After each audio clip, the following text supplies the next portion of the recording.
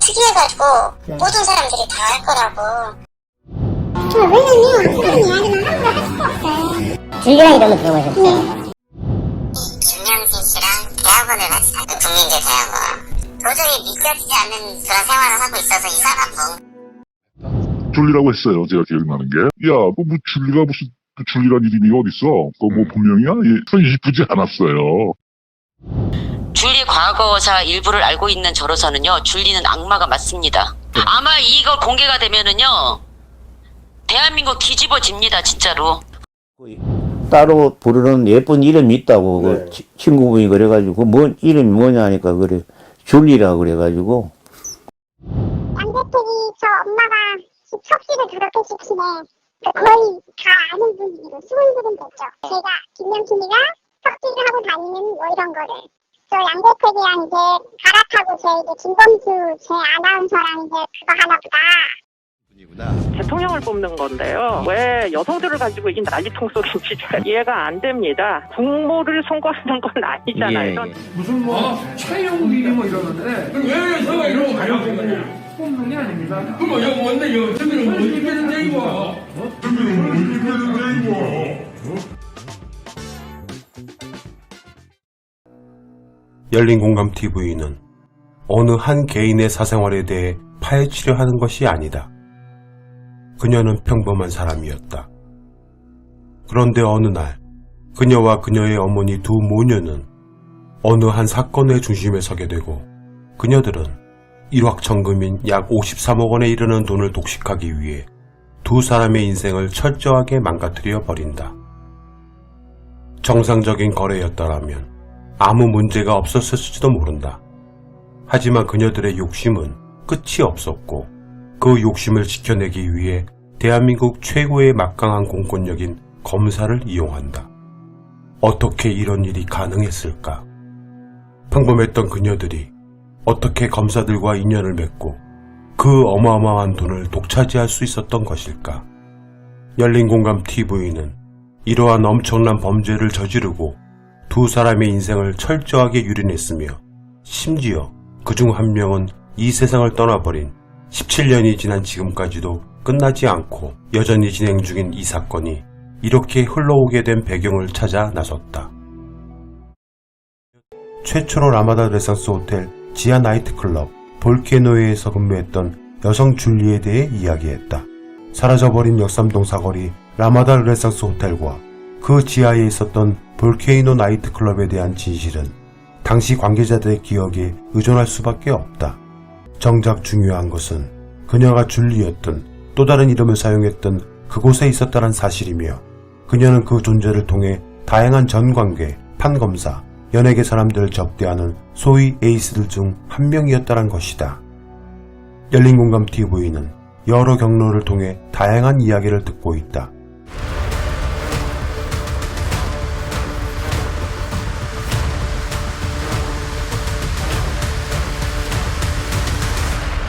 실제 매장 운영권을 주었던 이왕씨와 그의 부인과 직접 계약서를 쓰고 임대를 얻어 수계층에서 매장을 운영했던 사람의 말에 따르면 줄리는 분명 존재했으며 어느 순간부터 조 회장과 비즈니스 관계로 발전했다고도 했다.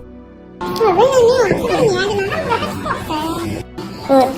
김명신이라는 이름은 못 들어보셨죠? 좀 모르겠어요. 줄리랑 이름은 들어보셨죠? 네. 또한 줄리로 활동하다가 만난 양재택 검사와 동거로 시작한 아크로비스타에 국민대 조용대학원 동기였다는 분이 우연한 기회에 놀러 갔었는데 학생으로서는 도무지 이해할 수 없는 것들을 목격했다고도 한다. 김명진 씨랑 대학원을 같이 다녀, 국민대 대학원. 그 다니면서 김명진 씨랑 약간의 친분이 있어서 김명진 씨 집에 놀러 간 적이 있었고, 근데 놀러 갔다가 굉장히 여러 가지, 이 사람이 뭐 하는 사람이냐에 대한 굉장히, 그게 아마 지금 살고 있는 그 아크로폴리스 그 집이었던 것 같고. 아크로비스타. 네. 같이 다니는 학생으로서, 대학원 배우는 사람으로서 도저히 믿겨지지 않는 그런 생활을 하고 있어서 이 사람 끝으로 가장 결정적인 것은 그녀와 함께 같이 라마다 르네상스 조나목 회장이 베푼 연회장에 참석했던 여성들 중 한 명으로 가장 절친이었고 훗날 그녀가 결혼할 때 유일하게 참석한 친구가 줄리가 맞다라 확인해 주었다. 그녀는 절대로 신변 노출을 꺼려하여 녹취를 공개할 수 없으며 그녀의 확신을 연결해준 피해자 정득득 씨가 최종 확인해 주었다. 이러한 여러 이야기들을 종합해보면 가장 분명한 사실은 그녀가 그곳에 있었다는 것이다. 다시 한번 말하지만 그녀의 예명이 줄리였든 아니든 그것은 중요한 것은 아니다. 일중독인 사람이에요. 예, 저는 그래서 석사도 2개나 받고 박사까지 받고 대학 강의 나가고 또 제가 사업하느라고 정말 줄리를 하고 싶어도 제가 시간이 없어요. 시간이. 네네네. 정말 미안한 얘기지만 네. 시간이 없어요. 네네. 네, 그래서 그거는 그러면 제가 줄리였으면 제가 거기서 일했던 줄리를 아마 기억하는 분이나 저를 보셨다고 하는 분이 아마 나올 거예요. 제가 그랬다면.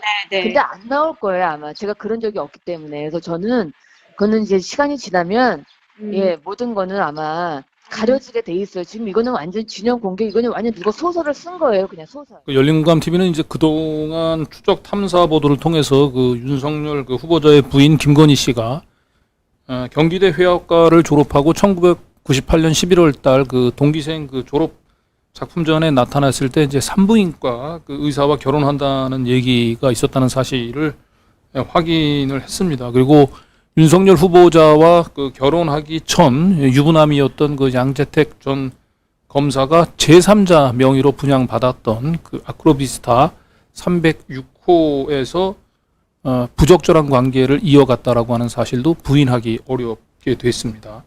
그러니까 경기대를 그 졸업하고 난 직후 또는 경기대를 재학 중인 시절서부터 산부인과 의사하고 만나기 전, 그렇죠? 예, 그 전까지 과연 김건희 씨가 줄리로 활동을 했느냐, 이 부분들이 의혹으로 남아 있는데 이 부분과 관련해서 98년 무렵에 라마다 르네상스 지하 볼케이노 클럽을 방문했다가 줄리를 만난 적이 있다는 한 사업가를 저희가 최근에 접촉을 해서 증언을 토대로 남은 줄리 의혹의 실체에 접근해 보고자 합니다. 제가 이제 그 라마다 르네상스 볼케이노에 당시에 97년, 8년 사업을 많이 해서 거의 자주 갔어요. 매일 가다시피 했는데, 제가 왜 기억이 났냐면, 저를 이제 담당하던 그 웨이터가 직접 전화가 와서 오늘 일반인데, 가게 나오지도 않는다. 한번 나오셔서 보시라. 뭐, 체력도 충분하고, 학력도 충분하고, 우리끼리 얘기로 보시라. 그래서 왔는데, 저는 술을 마셔도, 홀에서는 안 마셨고,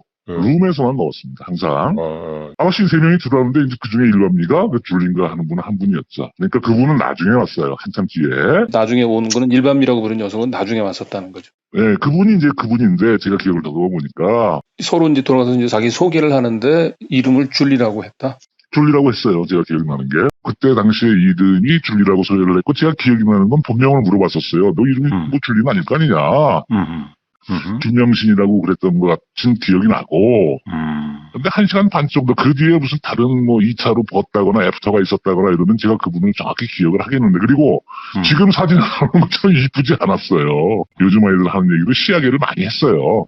요즘 사진을 보면, 청장 임명됐을 때, 제 그 사진을 그 총알에 가서 찍고 뭐 그런 거를 제가 보고 그래도, 와, 이렇게 이쁜 여자인가, 이 여자가. 제가 눈매를 보고, 그 여자다라고 생각했어요. 눈매를 보고. 사람이 눈은 속일 수 없지 않습니까? 대화하는 그 구침성은 좀 있었다. 제가 기억이 나는 게. 지체말로 우리들 쓰는 표현대로 상당히 거여분 좀 떨었고, 어린 게 건방지게. 그런데, 그렇게 예쁘진 않았다. 그 당시에. 볼케이노에서 줄리라는 신분으로 만났을 시절에는 첫 번째 성형수술을 했을 당시고요. 그때가 딱 요 눈매 여기만 했기 때문에 저 제보자가 눈매만 기억하는 것은 저번에 기억력이 비상한 거고 96년도 경기대 졸업 당시에 졸업 앨범에 있었던 김건희 씨의 대학 시절 사진을 찾을 수 있었습니다. 하지만 줄리는 단순한 유흥업소 여정원의 이름이 아닙니다.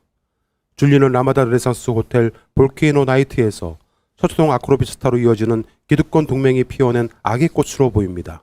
김건희 씨가 단지 윤석열 검사의 배우자라서가 아니라 그녀가 재벌, 검찰, 금융마피아로 이어진 악의 카르텔의 핵심으로 보이기 때문입니다.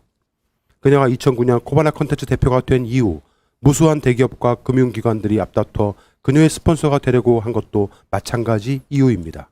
그녀는 라마다 르네상스 조나모 회장을 통해 악의 카르텔과 연결됐고 그 악의 카르텔은 양재택, 윤석열을 넘어 서울대 총장과 총리를 지낸 정운찬 씨마저 녹여냈고 이제 급기야 대통령 권력까지 손에 넣으려 하고 있습니다. 그녀가 최근까지 사석에서 양재택 전 검사를 재택이라고 부르는 것은 윤석열과 양재택 검사가 이 악의 카르텔에서 어떤 위치를 점하고 있는지를 상징적으로 보여주는 단면입니다. 오늘도 열린공감TV를 향해 황색 저널리즘, 여성 혐오, 무책임한 선동 언론이라 비난하는 목소리가 많습니다. 하지만 그런 정도 비난으로 진실을 향한 우리들의 항해를 멈추게 할 수는 없습니다.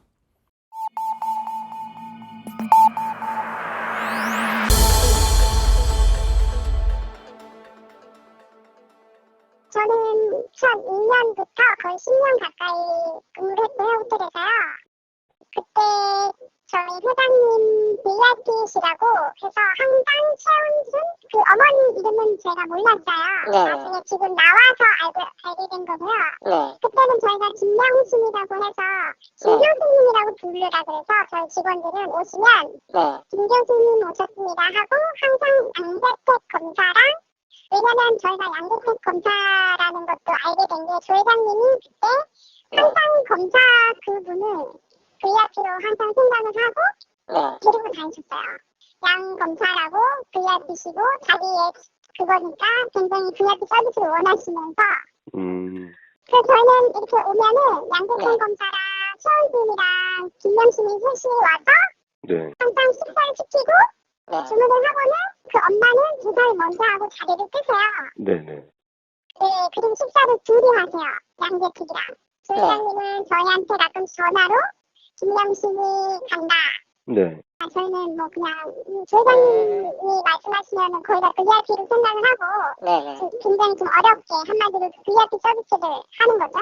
다 동기들었던 친구들하고 연락하니까 우리들은 다 알거든요. 그럼 제가 김명신이가 섭취를 하고 다니는 뭐 이런 거를 제 기억으로는 한 달에 한 두세 번 봤던 걸로 기억해요. 그게 몇 년 정도죠? 그때가 제가 2002년 입사해서 그쪽 레스토랑에서 근무한 게 한 5년 되니까 3년에서 한 5년 사이?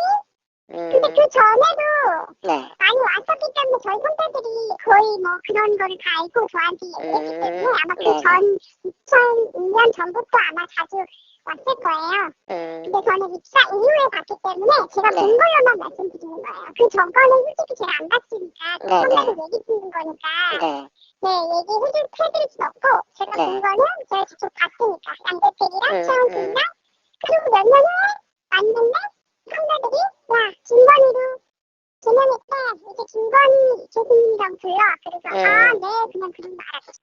관계가 어떻게 보이더라고요? 양재택이 저 엄마가 섭씨를 저렇게 시키네. 거의 다 아는 분위기로 수군수군 됐죠. 그 양재택 검사가 유부남인 거는 그 직원분들은 아셨어요? 다 알죠.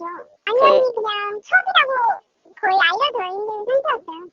김명신이가 양재택이 첩이다.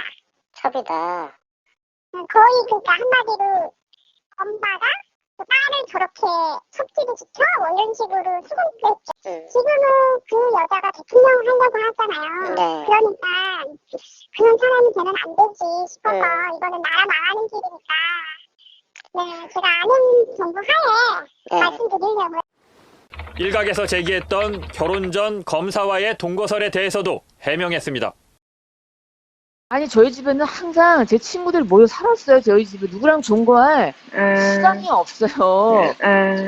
예? 어떻게 누구랑 동거를 합니까? 수은이보다 제가 또 검사랑 동거했다는데 아니 그 검사는 바보입니까? 우리나라 검사 이 공무원 사회가 얼마나 무서운데. 내가 뭐가 아쉬워서 동거를 하겠니? 유부남하고. 그래도 부인 있는 유부남하고. 그렇죠. 에휴 참나 진짜 명수가 나 알면 그런 소리 못할 텐데. 특히 해외로 밀월 여행까지 갔다는 세간의 의혹에 대해서도 어불성설이라고 선을 그었습니다. 아니 어떤 엄마가 자기 딸 팔아? 유부남한테? 내가 어디 가서 뭐 왔다 갔다 굴러다니는 애도 아니고 그 활동 자체가 잘못된 거지. 명수 같으면 자기 딸 그렇게 할 수 있어? 어느 부모가? 안 하죠. 그러니까 그게 얼마나 벌 받는다고 그렇게 하면은. 그럼 우리 엄마가 돈도 많고 뭐가 아쉬워서 그렇게 돼? 뭐가 아쉬워서 자기 딸을 팔아? 손끝 하나 못 건드리게 하는 딸인데. 말도 안 되는 얘기하고 있네. 유부남 검사하고의 동거설 이 부분들은 저희가 이미 추적 보도를 통해서 2중 3중의 증거를 통해서 뭐 입증을 했죠. 계좌 추적도 있고 양재택 검사의 모친도 있고요. 그다음에 최초의 306호의 그 명의상 소유자였었던 전상금 씨 형과의 인터뷰도 있고 왜 줄리 의혹이 그 단순히 그 개인의 그 사생활이 될 수 없느냐라고 얘기하는 건 그 정대택이라고 하는 한 시민이 김건희 씨 모녀와 얽힌 송사에 있어서 말도 안 되는 검찰 수사와 법원의 재판이 있었고 그 시민 정대택이 추적하는 과정에서 김건희 씨가 현직 검사 양재택 검사와 부적절한 관계에 있었다라고 하는 사실을 밝혔고 이것이 사건을 그 조작을 하는데 그 영향을 미쳤을 거라고 판단을 해서 다시 관련된 증거를 수집을 해서 재차 고소를 했었습니다만 이 양재택 검사와 김건희 씨와의 부적절한 관계 자체가 대법원에서까지 최종적으로 인정되지 않고 허위 사실로 판정이 되고 그 정대택이라고 하는 한 시민이 이걸로 해서 다시 한번 그 유죄 확정의 판결을 받게 됩니다. 그리고 이 두 번째 유죄 확정 판결을 할 당시 윤석열 후보자와 김건희 씨는 역시 부적절한 관계에 있었다라고 하는 의혹을 받고 있고 따라서 이 두 번째로 시민 정대택 씨를 무고하게 대법원에서 형을 확정할 당시에 윤석열 후보자의 역할은 주목이 돼야 되는 부분입니다. 이 모든 부분들을 단순히 줄리를 사생활이라고 하는 이유로 관심을 두지 않는다고 얘기한다면 그거는 공당인 정의당이 대선 후보자에 대한 그 정당한 그 검증을 포기하는 결과로 이어질 수밖에 없다. 윤 전 총장 부인인 김건희 씨가 뭐 이른바 그 줄리라는 예명 쓴 것은 부인할 수 없는 사실이다 이런 주장을 했습니다. 뭐 증언도 있고 녹취도 있다 이렇게 얘기를 했는데 뭐 필요하면 이것도 뭐 공개하겠다. 저는 이게 설사 사실이라고 하더라도 뭐가 문제가 되나 싶습니다. 그러나 100번 양보해서 사실이라고 하더라도 지금 김건희 씨가 대선 후보가 아니잖아요. 그리고 윤석열 총장 만나기 전의 일입니다.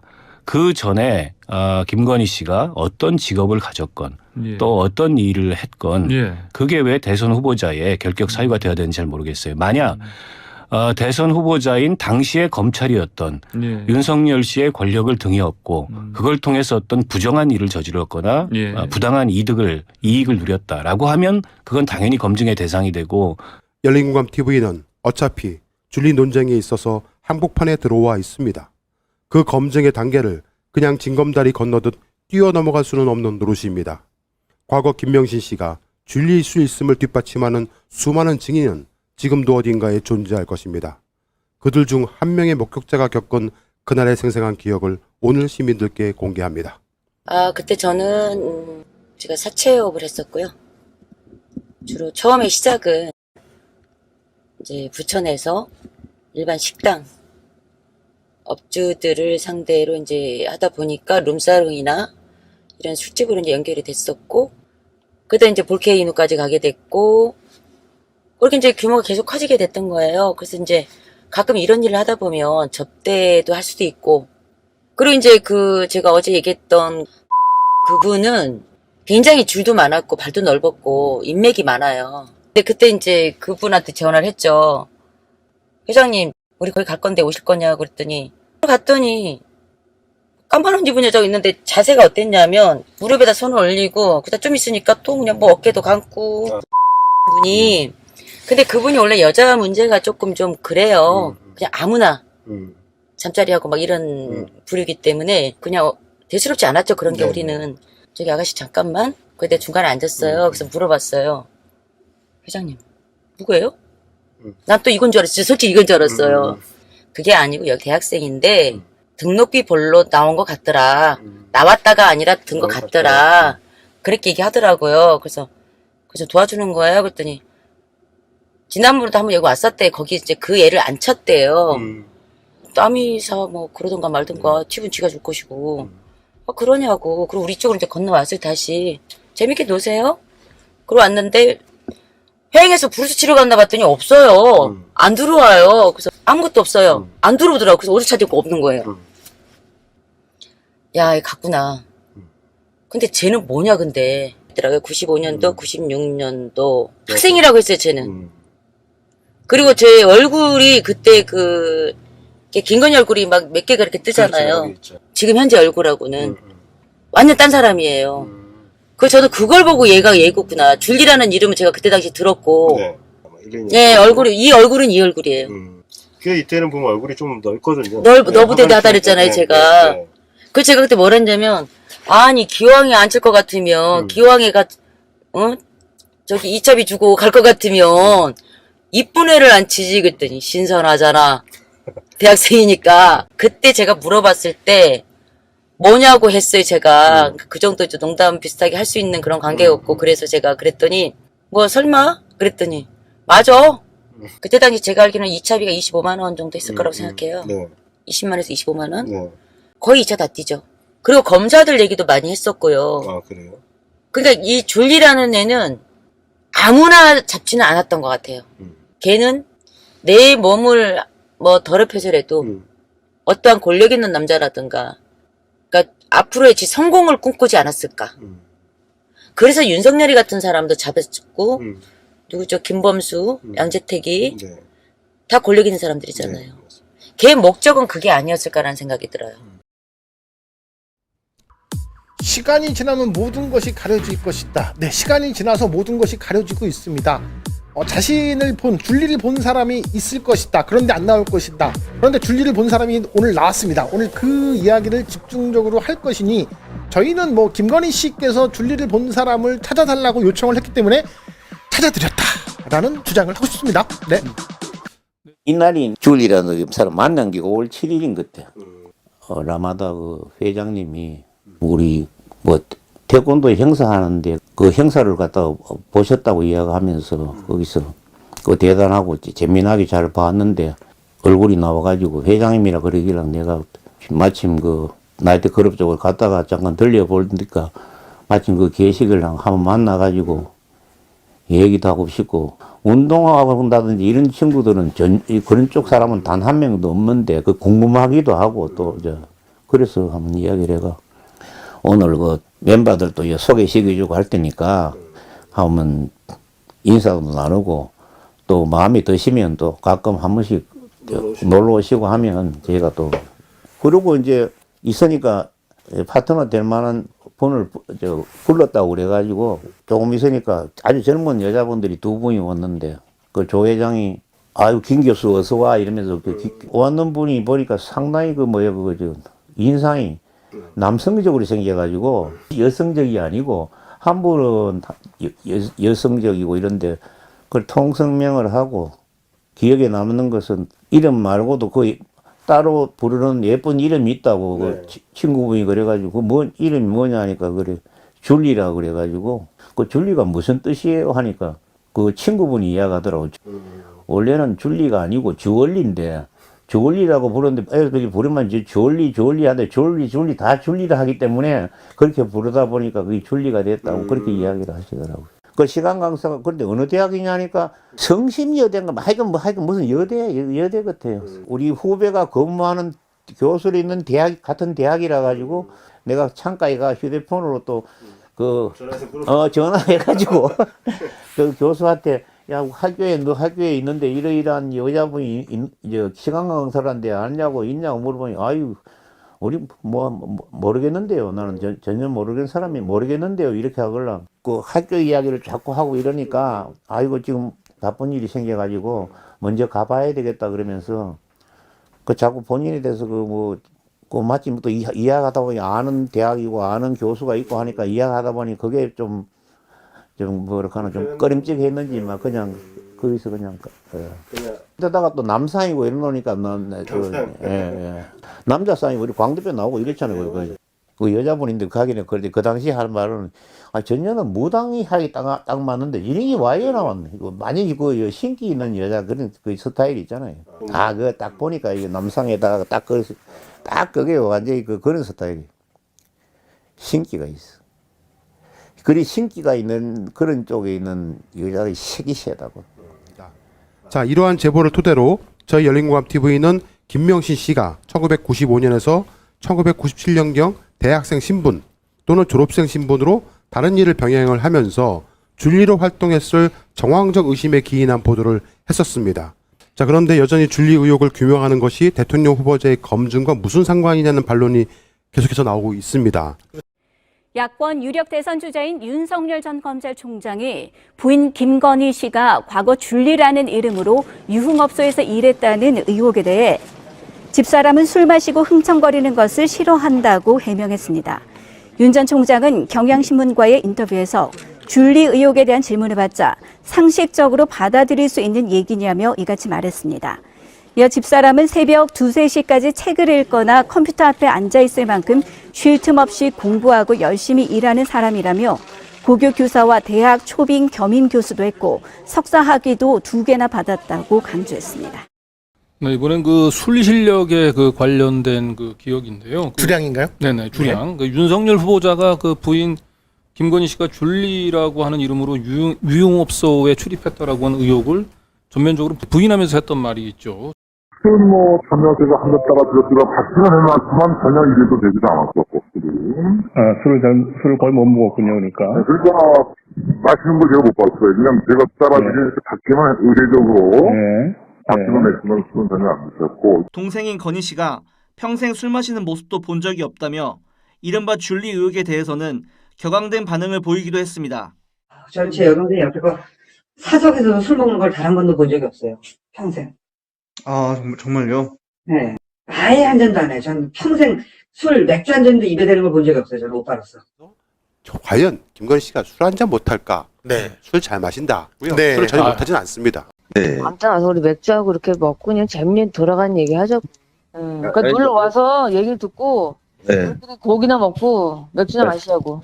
그가 와서 그런 거 같이 얘기하자. 우리 그냥 뭐 이런 치킨 시켜 먹고 맥주 시켜 먹으면서 우리끼리 할 테니까 이번 하는 연휴 때 와요. 명수 씨 와서 다음에 나랑 밥이나 먹자. 맛있는 거나 먹자 우리끼리. 그러니까요. 맥주 한잔 하고. 내가 전화할게. 캠프 안에서 김건희 씨가 캠프 안에 있는 사람들하고 이제 술자리를 갖는 걸 자주 봤어요.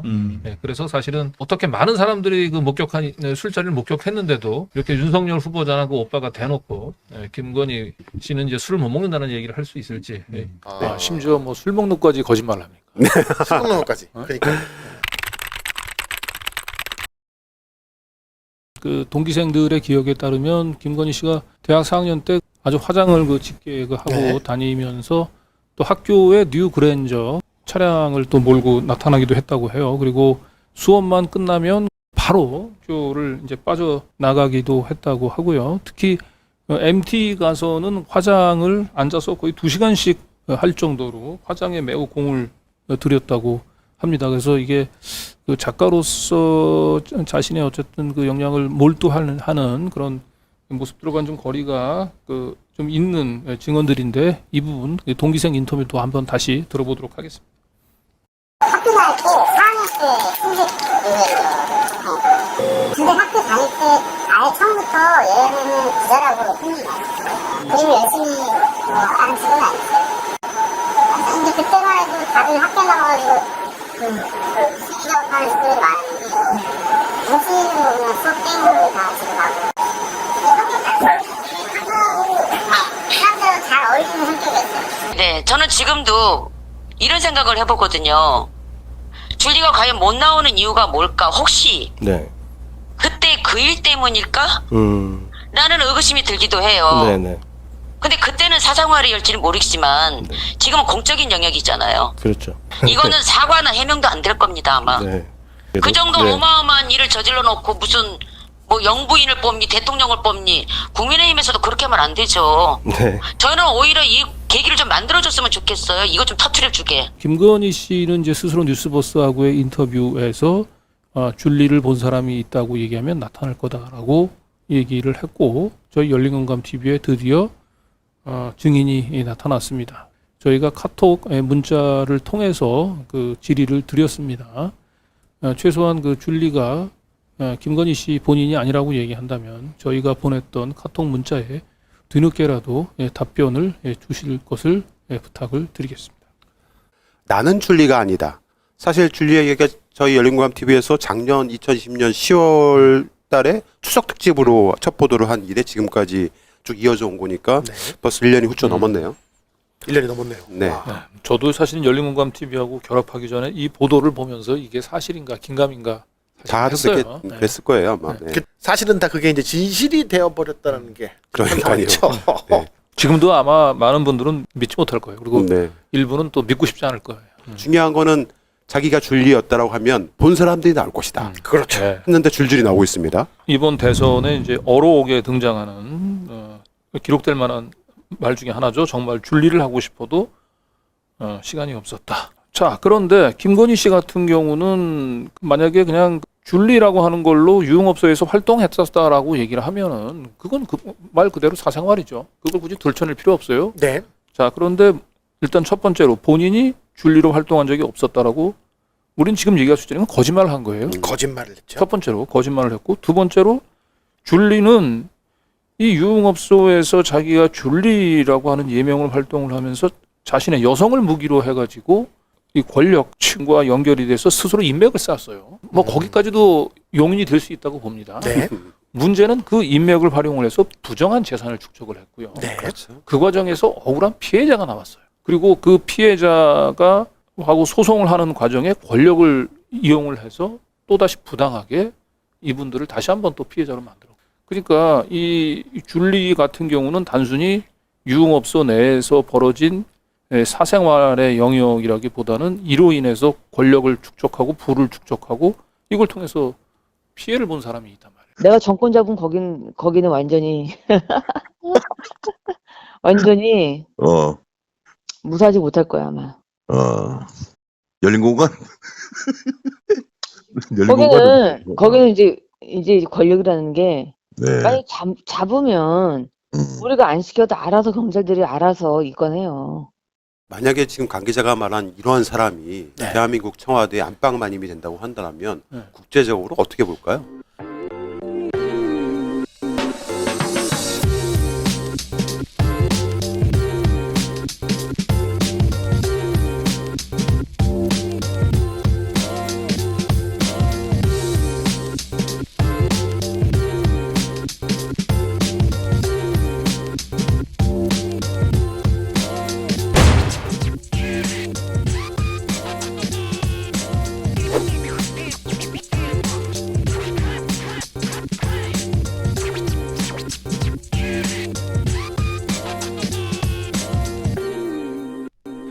아무튼 김건희 씨가 줄리설이 무관하다고 말을 하지만 그것은 이제 설득력이 없다고 볼 수밖에 없고요. 그동안 저희 열린공감TV에서는 볼케노에서 줄리를 목격한 제보자들을 여러 만나서 보도를 했지만 힘있고 권력 있는 남자들을 만나서 모종의 네트워크를 만들고자 하는 목적으로 나와서 다양한 남자들을 만났다는 용기 있는 제보자가 있었죠. 이분의 사실은 증언을 다시 한번 꼼꼼히 되새겨볼 필요가 있습니다. 자, 그러면 그날 첫 만남 이후에 그 라마다 조 회장으로부터 또 연락이 왔던 건가요? 아니면 어떻게 다시 만남을 이어갈 수 있었나요? 그 뒤에 그 조 회장님이 태권도나 뭐 이런 쪽에 대해서 관심이 많으셔가지고 이러이러한 태권도에 말하자면 수뇌부를 만나고 싶어 해서 제가 주선을 많이 했습니다. 그래서 조 회장님하고 또 여러 번 만났고요. 우리 안 회장님의 이제 증언이 굉장히 중요한 것은 그 재벌 권력과 검찰 권력을 손에 쥔 이런 권력의 상징인 조남욱 그 회장의 지근거리에 있는 줄리를, 김건희 씨를 뭐 97년도에 봤다. 그것도 6층 집무실 옆쪽에 있는 연회장에서. 그런 차원에서 저희가 이 증언이 굉장히 그 주목을 하는 이제 또 이유기도 하거든요. 우리가 이제 그때 들어가니까 그때 당시에는 이제 조남욱 회장은 오시지 않았고 어머니가 거기 계셔가지고 줄리가 이제 우리 일령을 갖다가 이제 그 어머니한테 소개도 하고, 태권도 하시는 그 회장님이시고 뭐 한 분들이라고 조금 있으니까 이제 조남욱 회장을 이제 필두로 해가 여러 분들이 이제 이제 들어오셔가지고 이제 전시회 이제 그 뭐라나 그 이제 개막을 이제 처음에 시작하기로 했는데 행사가 처음이다 보니까 정은순 씨하고 뭐 이래서 그 다음에 김명신 씨가 같이 그 꽃을 가지고 이렇게 상의에 그 윗주머니에다가 이렇게 꼽는데 행사가 처음이다 보니까 그 꽃을 고정시키는 핀이 없어가지고 이렇게 오니까 그 조 회장 꼽으니까 그냥 이게 밖으로 그냥 떨어지고 그래서 당황하니까 그때는 뭐 줄리는 뭐 두들두들 좀 떨듯이 그냥 와가 있더라. 첫 번째 전시회니까. 그러다가 또 뭐 실수가 있고 이러니까 조 회장님도 하고 같이 뭐 사진 촬영도 하고. 사진 촬영도 예, 하고. 우리 인력 중에 한 사람이 그 그림 한 점을 그때 내가 시행하기는 지금 40만 원인가 그래서 주고. 구입을 했어요? 예, 구입했습니다. 주관은 줄리 모녀가 그냥 와가지고 뭐 개최하는 식으로 먼저 그 대기하고 뭐 아까 지금 방명록도 준비하고 아까 뭐 꽃들도 준비하고 했으니까 거기가 주체라고 봐야 되고 이제 그때 당시만 해도 나이도 어리고 이런데도 특별히 그런 공간을 갖다가 빌려주고 그 전시회를 하게 해주는 거 보면 보통 사이는 아니고 뭐 진짜 그 딸과 같은 그런 사이가 그렇죠. 아니겠나 네. 생각됩니다. 태권도 관장 안 회장이라는 양반. 응. 그 뭐 장용진 기자 또 저기 아주경제 인터뷰 한다는데 걔는 인터뷰하라 그래. 걔는 인터뷰하면 계속 고소해서 걔는 아마 감옥 갈 거야. 내 또. 절대 막지 말고 계속 인터뷰하는 게 좋아. 왜냐면 앞뒤가 안 맞는 게 너무 많아서 좋아. 이게 대응해야 되지 왜냐면 않냐? 나는 줄리한 적이 없거든. 그러니까 계속 인터뷰하면 좋지. 걔가 말하는 게 계속 오류가 날 거거든. 르네상스 호텔 쥐아라로 근무했던 한 제보자에 의하면 당시 라마다 르네상스 호텔 21층에는 클럽 라운지가 있었으며 5층에는 조 회장 가족들의 하우스가 있었다고 한다. 지하 나이트클럽에서 소위 A급 여성들을 클럽 라운지로 불러 3층 일식당에서 식사를 한 후 5층 자신의 하우스로 데려가기도 했다는 등 문제가 많은 사람이 아니었나 추측해본다. 그 소위 클럽에서 올라온 A급 여성들 중 조 회장의 마음을 사로잡은 여성이 있었다고 한다. 그녀가 당시 클럽에서 사용했던 이름은 줄리였다 한다. 줄리는 조 회장이 베푸는 연회 및 각종 모임에 참석했다고 하는데 그 모임이 어떤 모임이었는지는 또한 여러분의 상상에 맡기겠다. 여하간 줄리는 조 회장을 사로잡아 그녀가 정말 하고 싶었던 전시 관련 일들을 시작하게 된다. 라마다 르네상스 호텔 로비 및 2층 전시 공간을 이용하여 조금씩 자신이 하고 싶었던 전시 관련 일을 시작하게 되는 계기가 된다. 그 후 이 세상에서 김명신은 사라진다. 훗날 2007년 김건희라는 여성이 등장한다. 그녀는 코바나 컨텐츠라는 전시기획사 대표이다. 삼성전자 등의 대기업들의 막대한 후원을 발판 삼아 전시업계의 혜성같이 등장한 신데렐라이다. 1990년 후반에 IT 주식을 통해 많은 돈을 벌었던 재력가. 무려 12살 나이차를 극복하고 2012년 당시 대검 중앙수사부 1과장 윤석열과 결혼한다. 라마다 르네상스 호텔은 지금은 사라지고 벨레상스 호텔이라는 이름으로 변경되었다가 2017년 건물이 철거되고 쌍둥이 빌딩인 로즈우드 호텔이 들어올 예정이라고 한다. 그리고 그 호텔 지하에서 근무했다던 줄리도 사라진다.